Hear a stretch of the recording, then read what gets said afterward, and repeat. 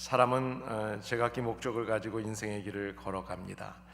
어떤 사람은 좋은 목적을 가지고 인생 길을 가는 사람이 있는가 하면 좋지 않은 목적을 가지고 사는 사람들도 있고요. 어느 길을 가는데 길의 목적지를 잘 알고 가는 사람이 있는가 하면 그 길을 잘 모르면서 그냥 떠밀려 가는 사람도 있습니다. 앞이 가는 길이 훤히 밝게 열려있는 길을 가는 분이 있는가 하면 보이지 않는 길을 가는 사람도 있습니다. 어떤 사람은 올바른 길을 가고 어떤 사람은 잘못된 길을 가고 어떤 사람은 행복한 길을 가고 어떤 사람은 불행한 길을 가기도 합니다. 어떤 사람은 생명의 길로 가고 있고 어떤 사람은 멸망의 길로 걸어가게 됩니다. 거리에 나가보면 사람들의 수많은 발걸음을 보게 되죠. 모두가 어디론가 분주하게 움직입니다. 한국을 방문해서 모처럼 이제 전철을 타고 버스를 타고 걸어 다니면서 많은 사람들의 움직임의 발걸음을 보게 됐습니다. 회사에 출근하기 위해서, 또 학교에 가기 위해서, 장사를 위해서, 또 여행을 하기 위해서 아주 분주하게들 움직이는 사람들을 보게 됩니다. 오늘 우리가 함께 읽었던 이사야서 52장의 말씀을 보면 이 많은 인생의 발걸음들 중에서 특별히 주님께서 주목하시면서 세상에서 이렇게 아름다운 발걸음이 있다라고 하시는 말씀이 기록이 되고 있습니다. 그 말씀은 좋은 소식을 전하며 복된 평화의 소식, 그리고 구원을 공포하는 그런 하나님의 복음을 증거하는 그런 복음의 소식을 전하는 발이다. 그래서 산을 넘는 발이 참 아름답다, 이렇게 표현을 하고 있습니다. 이 말씀을 사도 바울은 이 말씀을 인용해서 오늘 함께 읽었던 로마서 10장 말씀에서 듣지도 못한 일을 어찌 믿으리요 전파하는 자가 어찌 없으면 어찌 들을 수 있느냐, 보내심을 받지 않았으면 어떻게 전파되겠느냐, 아름답도다 좋은 소식을, 복된 소식을 전하는 발이여 함과 같다, 이렇게 표현을 하고 있습니다. 주님께서 세상에서 아름다운 발걸음이라고 하시는 것은 한마디로 표현하면 복음을 전하러 다니는 발걸음이다, 이렇게 표현할 수 있습니다. 주님께서 보내셔서 그 보냄을 받은 선교사님들, 전도자들이 그 복음을 전하기 위해서 여러 곳을 다니는 그 발걸음. 제가 이번에 태국 선교지를 방문하면서 특별히 산으로 이렇게 S자 코스를 계속 다니는데요, 차로 다녀도 2시간, 3시간의 이런 거리를 오가는데 그 길을 이제 오토바이를 타고 모터사이클로 이제 다니셨더라고요. 그런데 마침 그 진흙길을, 요즘엔 길이 포장이 잘 돼 있는데도 이제 끝쪽에 진흙길을 가다가 모터사이클이 이제 서 있는 그런 사람들을 이제 보게 됐어요. 근데 그게 바로 선교사님의 20년 전, 10년 전의 모습이었더라고요. 진흙이기 때문에 비가 온 그 산길을 다니다가 진흙이 바퀴에 끼고 체인에 끼면 그것을 다 이제 막대기로 이렇게 풀어서 또 다시 달리고 그런 길들, 선교사의 발자국, 복음을 전하기 위해서 다녔던 그 숱한 발자국들, 이것을 주님께서는 우리들에게 아름다운 발자국이다, 이렇게 말씀하고 있습니다. 다시 말하면 복음을 전하기 위해서 세상으로 나가는 그 발걸음이 아름답다라는 이야기입니다. 교회를 중심으로 볼 때 사람들의 발걸음이 두 가지 종류를 이렇게 생각해서 볼 수가 있습니다. 하나는 교회를 향해서 오는 발걸음이죠. 교회를 향해서 오는 발걸음을 이거는 에클레시아라고 이렇게 표현할 수 있을 것 같은데요, 주님 앞에 예배를 드리기 위해서 교회로 오는 발걸음입니다. 하나님 앞에 예배드리는 예배자의 모습이죠. 또 하나의 발걸음은 예배를 드리고 난 다음에 교회에서 세상으로 나아가는 발걸음이 있습니다. 이것은 디아스포라라고 할 수 있을 것입니다. 하나님께 예배를 드린 이후에 드린 말씀을 가지고 우리의 가정과 일터와 세상 속으로 나아가는 발걸음이다. 이런 관점에서 보게 되면 성도들을 두 가지 종류의 성도들로 볼 수가 있을 것 같습니다. 첫 번째는 에클레시아의 신앙생활이 전부인 그런 신앙생활을 하는 사람들이죠.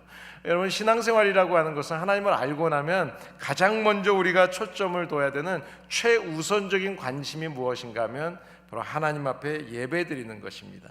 그래서 가나안을 가는 길에 하나님께서는 애굽에서 출애굽시킨 이후에 그 백성들에게 예배를 가르치시죠. 예배를 어떻게 드려야 되는지 아주 정성껏 잘 준비해서 예배를 드리도록 하나하나 하나님이 가르치십니다. 여러분, 예배라고 하는 것은 그냥 시간 돼서 오는 게 아니에요. 오늘 예배를 위해서 어제부터 미리 마음으로 기도하고 준비하고 예배의 순서 맡은 분들은 최선을 다해서 내가 맡은 부분에 최선을 다해서 헌신하는 것입니다. 이렇게 예배를 드리는 거죠. 그래서 주의를 지키는 것이 신앙생활을 잘하는 것입니다. 이것이 처음 시작입니다. 그런데 이것으로 나는 신앙생활 다 했다, 나는 열심히 하고 있다라고 생각하는 분들, 이런 분들은 우리가 신자라고 표현할 수 있을 것입니다. 신앙생활의 전부가 예배라고 생각하는 사람, 그래서 일주일에 한번 예배 드리면 난 신앙생활 잘하고 있다 라고 생각하는 분들이라고 볼 수 있습니다. 또 하나는 하나님께 예배드리는 에클레시아의 신앙생활, 이 예배자의 모습은 기본이고 이제 예배드린 이후에 그 받은 말씀을 가지고 은혜를 가지고 이제는 내 신앙생활의 관심이 우리의 가정과 일터와 삶 속으로 들어가는, 나아가는 디아스포라에 관심을 두는 사람, 이런 사람을 우리는 제자라고 부를 수가 있습니다. 제자 그러면 성경 공부 과정을 마친 사람이 제자가 아니에요. 제자는 그 말씀을 따라서 살아가는 사람들이 제자입니다. 주님께서는 여러분을 세상으로 보내시기를 원하십니다. 참 제자가 되기를 원하십니다. 그런데요, 예수님 당시에도 그렇고 오늘날에도 그렇고 신자는 많은데 제자는 많지 않아요. 주님께서 이 세상을 보내실 때 신자를 보내시는 것이 아니라 제자들을 보내십니다. 그리고 그 보내심을 받은 제자들의 발걸음을 보시면서 참 아름답다라고 이야기하시는 것입니다. 로마서 10장 15절을 우리가 읽었었는데 이 복음을 전하는 사람들을 보내심을 받은 사람들이다라고 이야기합니다. 그러니까 이 복음을 전하는 발걸음이 왜 아름다운가? 그 이유는 다른 것이 아니라 하나님이 보내셨기 때문에, 하나님으로부터 사명을 받고 걸어가는 발걸음이기 때문에 이것이 아름다운 발걸음이라는 거예요. 내가 가고 싶은 곳을 가는 것이 아니라 하나님의 뜻을 따라서 걸어가는 발걸음이기 때문에 아름다운 발걸음이에요. 마가복음 16장에 보시게 되면 주님께서 제자들에게 마지막으로 이런 당부를 하십니다. 너희는 온 천하에 다니면서 복음을 전파해라. 주님이 말씀하시죠. 그리고 마태복음 28장에 보시게 되면 너희는 가서라고 이야기합니다. 너희는 가서 모든 족속에게, 모든 민족에게. 다시 말하면 주님의 제자라고 하는 것은 주님이 나를 삶의 현장으로 보내셨다라는 파송자, 사명자의 의식을 가지고 사는 사람, 그 사람들이 바로 예수님의 제자입니다. 지식으로 아는 것 가지고는 제자가 아니에요. 아는 지식, 주님의 말씀을 가지고 삶 속에서 실천하는 사람이 참된 제자라는 거죠. 직장에서, 학교에서, 일터에서, 우리의 가정에서, 삶의 터전 어느 곳에서든지 나를 주님께서 오늘 이 자리로 보내셨다라는 이 사명의식을 가지고 사는 사람, 주님이 인정하시는 아름다운 발걸음의 사람이라는 것입니다. 왜 주님은 세상으로 나아가는 발걸음을 아름답다고 하실까요? 자, 그렇다면 두 번째로 이사야서 52장 7절에 보시면 이 좋은 소식, 복된 소식을 가져다 주는 사람, 전해주는 사람이기 때문에 주님은 이 발걸음이 아름답다고 이야기하는 것입니다.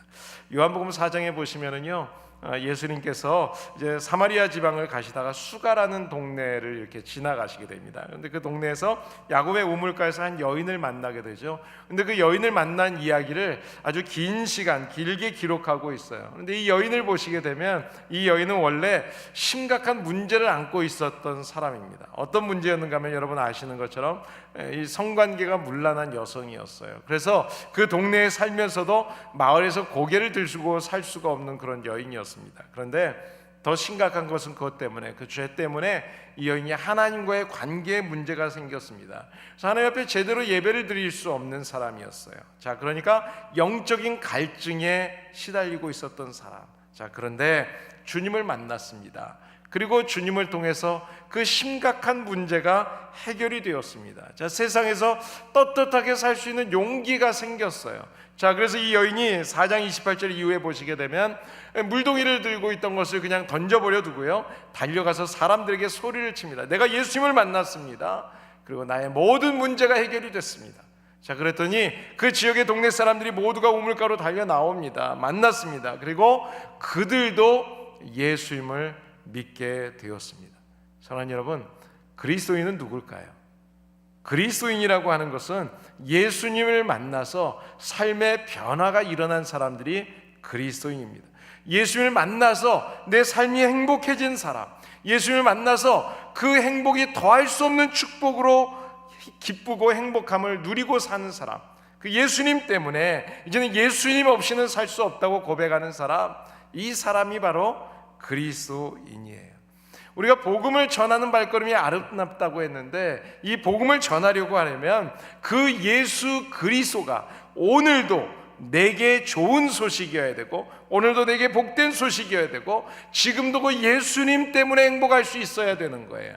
예수님 때문에 내가 신앙생활하는 것이 행복해야 되고, 예수님 때문에 내 삶이 행복해야 되는 거예요.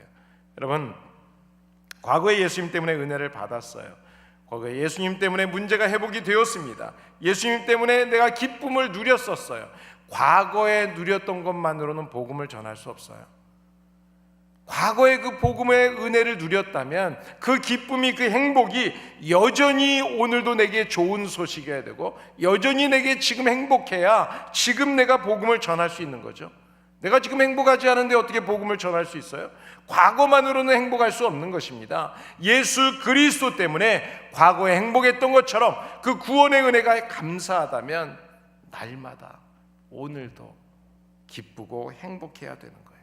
바로 지금 나는 예수님이 좋다고 이야기할 수 있는 사람, 바로 지금 어떤 세상의 문제가 내 앞에 있다 할지라도 그 환경과 그 문제 때문에 내가 괴로워하는 것이 아니라 주님 때문에 행복하다고 고백할 수 있는 사람, 그 사람, 이 좋은 소식을 가지고 있는 사람만이 복음을 전할 수 있는 사람입니다. 여러분, 지금 주님 때문에 행복하세요? 정말 주님 때문에 힘든 일이 있지만 하나님 감사합니다 하는 고백이 있으십니까? 저는 이번 선교지를 방문하면서 그런 모습들을 봤어요. 내가 얼마나 행복한 사람인지. 그 산골에서 자랐던 어린 아이들이 그곳에서 도심지로 나와서 공부하고 선생이 되고 목회자가 되고, 그 모습을 보면서 기뻐하는 선교사님의 가정, 그 모습을 보면서 하나로 커뮤니티 교회 때문에 내가 그들을 만날 수 있었던 축복, 내가 얼마나 행복한 사람인가. 사랑하는 여러분, 예수님 때문에 지금 행복하다고 말할 수 있는 저와 여러분이 되시기를 예수님의 이름으로 축복합니다. 자, 세상에서 가장 아름다운 발은 어떤 발일까? 그것은 복음을 전하는 발이라고 그랬죠. 왜 그 발이 아름다운 발걸음일까? 거기에는 수고의 흔적이 있기 때문에 그렇습니다. 수고의 흔적. 이번에 이렇게 선교지를 방문하면서 그 수고의 많은 흔적들을 볼 수가 있었어요. 선교사님의 가정, 그리고 또 그곳에 있는 현지의 아이들. 여러분, 여기 산을 넘는 발이 어찌 그리 아름다운가 라고 이야기했는데요, 이 좋은 소식을 전하기 위해서 산을 넘었다는 거예요. 여러분, 산이라고 하는 것은 난관입니다. 힘든 길입니다. 그 개발되지 않은 그 지역을 넘을 때 우리가 그냥 쉽게 이야기하려고 하면 우리 한국의 지리산이 제일 힘들고 어려운 산이라 그러죠. 근데 그 어려운 산을 넘는 거예요. 그냥 넘는 게 아니죠. 거기에는 짐승이 있습니다. 그리고 내가 알지 못하는 상황들을 만나게 되죠. 그 진흙길을 넘어갔던 그 선교사님의 발걸음의 모습들을 볼 수가 있었습니다. 사랑하는 여러분, 그래요. 우리에게 이 수고의 열매가 있었어요. 저는 여러분들이 이 선교를 위해서 열심히 기도하고 물질을 보냈던 그 선교의 열매를 제 눈으로 확인하고 볼 수 있었어요. 마태복음 10장에 보시면 예수님께서 제자들을 파송하시면서 16절에 이런 말씀을 합니다. 내가 너희를 보냄이 양을 이리 가운데로 보냄과 같다, 이런 표현을 합니다. 제 좋은 소식을 알려주려고 가는 거예요. 근데 그 좋은 소식을 듣는 사람들의 그 마음, 그 사람들의 행동을 보면 마치 양을 공격하는 이리처럼 심하게 핍박을 할 것이라고 이야기를 하고 있습니다. 17절에 그 내용이 나오는데, 너희를 공회에 넘겨주겠고 저희 회당에서 채찍질하리라. 불교 국가에서 기독교를 전한다는 건 쉬운 게 아닙니다. 그런데 그것에서 복음을 증거했고 그 열매들이 나타나게 됐어요. 근데 왜 좋은 소식을 전해주는데 사람들이 핍박을 할까요? 간단합니다. 아직 몰라서 그래요. 불교 국가에서 살았기 때문에 기독교를 모르는 거죠. 고린도전서 1장 23절에 보면 우리는 십자가에 못 박힌 그리스도를 전하는데 유대인들은 그것을 들으면서 꺼리낌을 느끼고 이방인들에게는 그것이 미련한 것처럼 여겨진다 그랬어요. 좋은 소식을 듣는 사람들, 그 사람들의 반응이 두 종류라는 것입니다. 하나는 이미 다른 종교를 내가 가지고 있어요. 불교의 국가예요. 그러니까 기독교를 알지 못하죠. 그러니까 이 복음에 대해서 들을 때 거리낌이 있는 거예요. 내가 이미 좋은 종교를 내가 갖고 있는데 이런 생각을 하는 거죠. 공동 번역에서 이 성경을 보시게 되면 비위에 거슬리는 것이다 그렇게 이야기를 해요. 비위에 거슬린다. 다른 종교를 믿는 사람들은 우리가 아무리 좋은 소식 예수 그리스도의 복음을 전해도 이것이 비위에 거슬리는 거예요. 마치 안 먹던 음식을 먹으면 비위에 거슬리죠. 제가 카레라고 하는 것을 중학교 때 처음 먹었어요. 근데 이 카레를 먹는데 비 상하더라고요. 근데 맛있다는 거예요. 고급 음식이라는 거예요. 인도의 그 카레를 제가 케냐에 갔을 때 먹었어요. 케냐 선교 가서 먹는데요. 거기서 먹으니까 진짜 인도 식당에 먹는데 냄새가 고약하더라고요. 못 먹겠더라고요. 처음에는. 그렇게 느껴진다는 거예요. 그들의 심령 속에 이미 우상이 자리 잡고 있기 때문에 그리스도의 복음 좋은 소식을 전해줘도 그들은 그것이 거리끼는 거예요. 또 하나는 아직 종교는 가지고 있지 않아요. 그러다 보니까 자기의 경험과 자기의 생각과 이성적인 것으로 판단하는 사람들이 있습니다.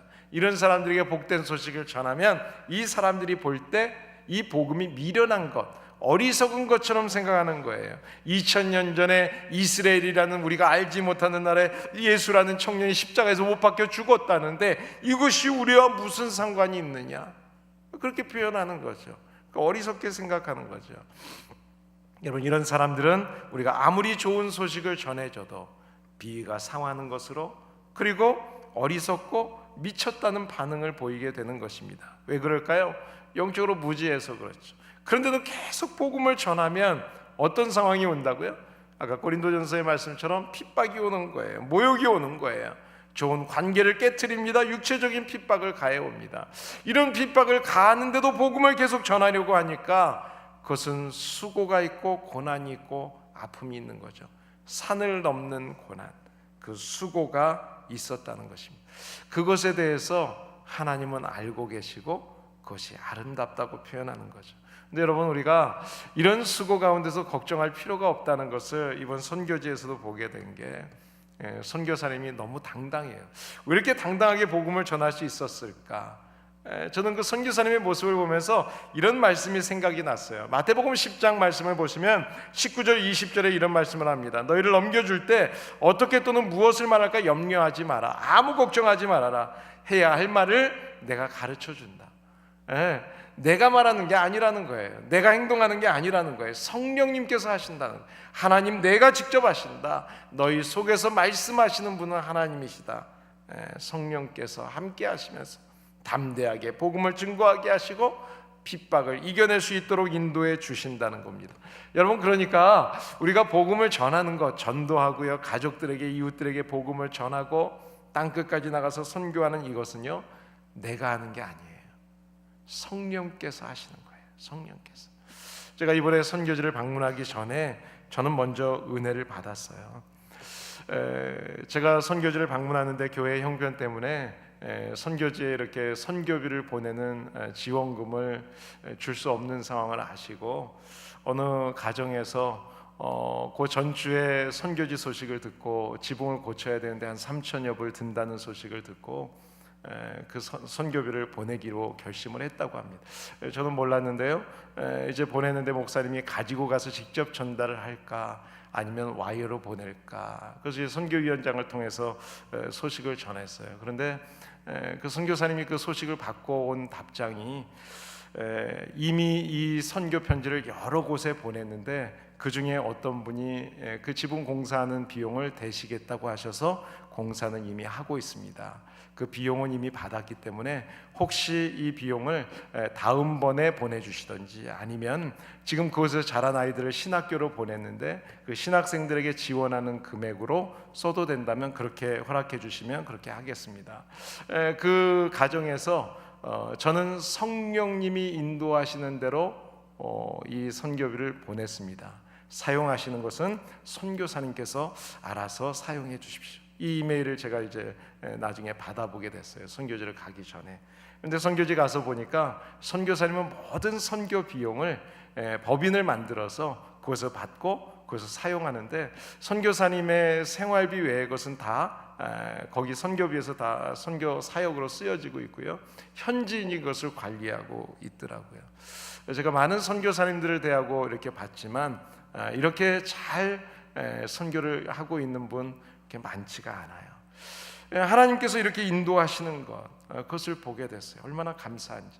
여러분, 사도행전은 우리가 성령행전이라고 표현하는 이유가 여기에 있습니다. 바로 성령님께서 하시는 거예요. 사도들이 복음을 전하기 위해서 애쓰고 수고하고, 우리가 선교비를 지원하기 위해서 열심히 수고하고 기도하고 있지만 실제로 열매를 맺게 하시는 분은 성령님이십니다.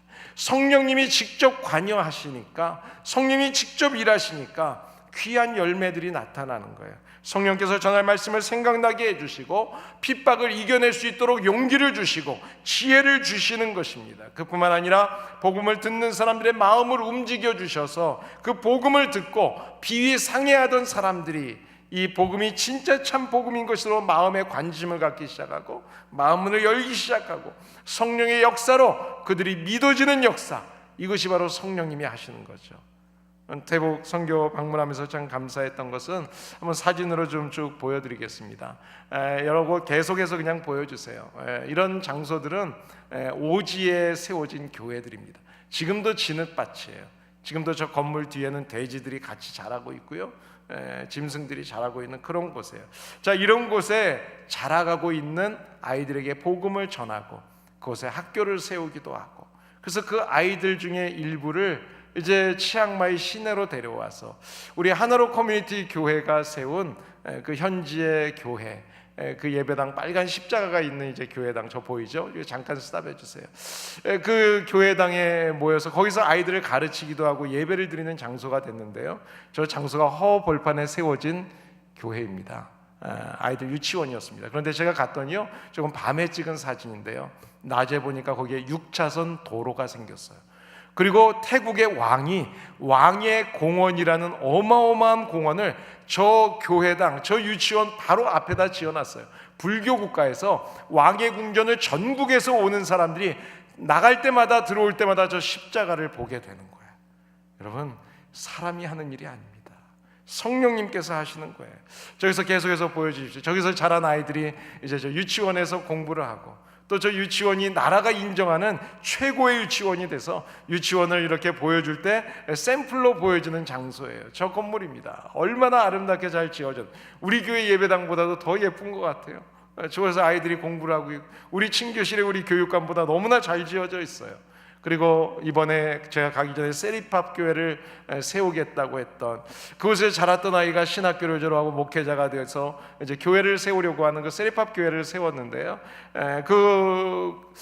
저 선교 편지를 보고 샌프란시스코의 어느 분께서 15만 불을 헌금을 해주셔서 그 예배당이 지어졌습니다. 그리고 그 예배당이 저 예배당인데요, 너무너무 현대판으로 잘 지어졌어요. 저 건물은 숙소입니다. 여러분이 가시면 저곳에서 지낼 수 있어요. 호텔만큼 좋아요. 여러분, 너무너무 하나님의 은혜를 잘 보고 왔습니다. 여러분, 우리가 이렇게 기도하며 헌신했던 이 기도와 물질의 헌신이 이런 아름다운 열매로, 그 산골에서 자랐던 아이들이 현지에 와서 이제 도시에 와서 공부를 하고 훌륭한 학생들이 되고 교사가 되고 목회자가 됐는데, 다른 선교사님이 우리가 돈 더 줄 테니까 와라 그래도 안 간대요. 그리고 그 선교지에 자란 아이들을 위해서 음식점, 식당도 하나 만들어서 그곳에 일할 수 있는 기회를 제공하고 여러 가지 일이 확장되고 있어요. 너무너무 감사한 열매들을 보고 왔습니다. 여러분, 이것이 바로 저와 여러분들이 수고한 기도와 물질의 결과이고, 이것이 바로 하늘의 면류관인 줄을 믿습니다. 우리가 주님 앞에 설 때 우리가 내세울 것이 뭐가 있을까요? 이 세상의 물질일까요? 아무것도 가지고 가지 못하죠. 이 세상의 것은 하나님이 창조하신 겁니다. 하나님 앞에는 아무것도 아닙니다. 오직 우리가 전도하고 선교해서 얻어진 천국에 간 성도들, 그 열매들만이 우리들의 면류관인 줄을 믿습니다. 바울은 바로 그런 면류관을 바라보며 그것이 그 인생의 목표가 되어서 열심히 살았던 사람이죠.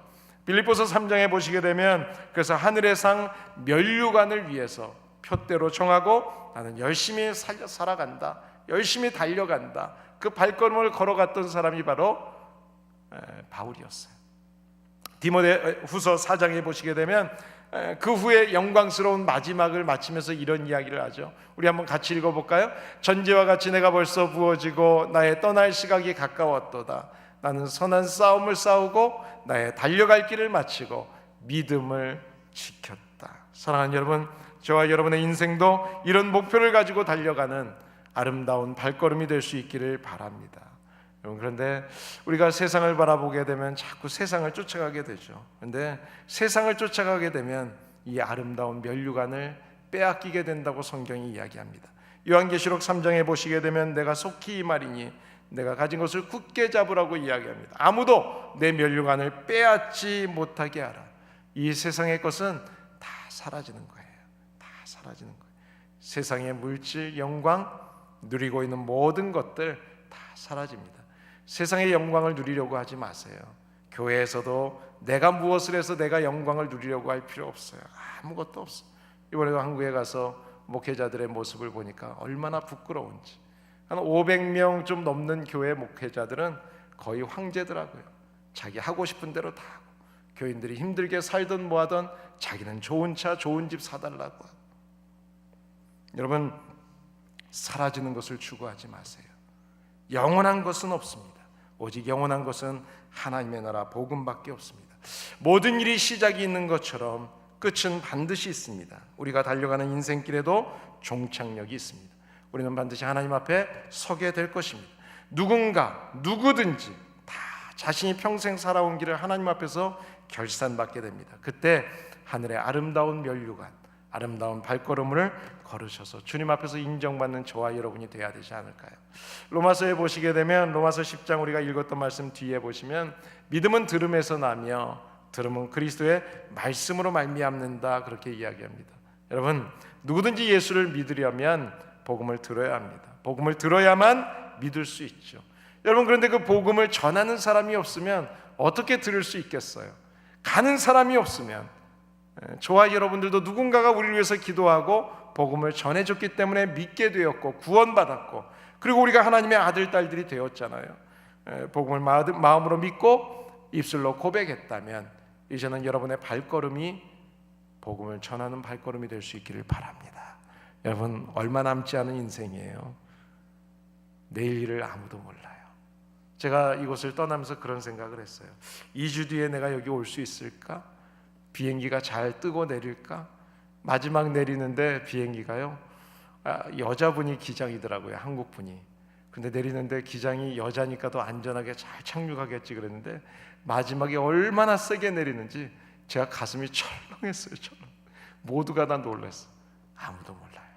우리가 주님 앞에 설 때 헛된 인생 살지 않고 잘했다 칭찬받을 수 있도록 우리가 시간이 없습니다. 내일을 알 수 없습니다. 헛된 걸음이 아니라 복된 발걸음을 사시고 주님 앞에서 오늘 하루를 기쁨으로 마무리할 수 있는 저와 여러분 되시기를 예수님의